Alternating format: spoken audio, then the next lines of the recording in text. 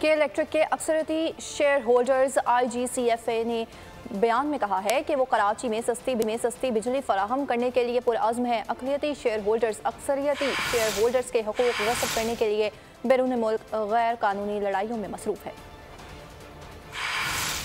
پاکستان کے معاشی ہب کراچی کو روشن کرنے والی کے الیکٹرک ناکام کیوں؟ وجہ سامنے آ گئی۔ IGCF 53.8% شیئرز ہولڈرز جس کا عزم کراچی والوں کو سستی بجلی کی فراہمی، بجلی سپلائی کا قابل بھروسہ پلان، لیکن بیرون ملک بیٹھے اقلیتی شیئر ہولڈرز بن گئے بڑی رکاوٹ۔ کے الیکٹرک کے بورڈ کو کر دیا مکمل طور پر غیر مؤثر۔ IGCF کے جائز حقوق کو غصب کرنے کی کوششیں، کے الیکٹرک میں بڑے پیمانے پر تبدیلی لانے میں رکاوٹیں کھڑی کر دی۔ اکثریتی شیئر ہولڈرز IGCF نے اپنے ایک بیان میں کہا کہ شیئر ہولڈرز کے معاہدے کے تحت انہیں کے الیکٹرک بورڈ پر اپنے نامزد افراد کو مقرر کرنے کا قانونی حق حاصل ہے۔ یہ حق کیمن کورٹس نے 2009 میں دیا تھا۔ جولائی 2023 میں عدالت نے دوبارہ اس کی تصدیق بھی کی۔ IGCF کے جائز حقوق کو غصب کرنے کی اقلیتی شیئر ہولڈرز کی حالیہ کوششیں نہ صرف غیر قانونی بلکہ کے الیکٹرک کے شیئر ہولڈرز معاہدے، جزائر کیمن کے گورننگ قانون، اس کے حالیہ آرڈر کے ساتھ ساتھ تمام کارپوریٹ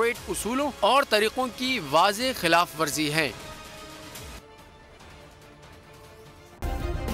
سبسکرائب کریں اور بیل دبائیں تاکہ کوئی خبر رہ نہ جائے۔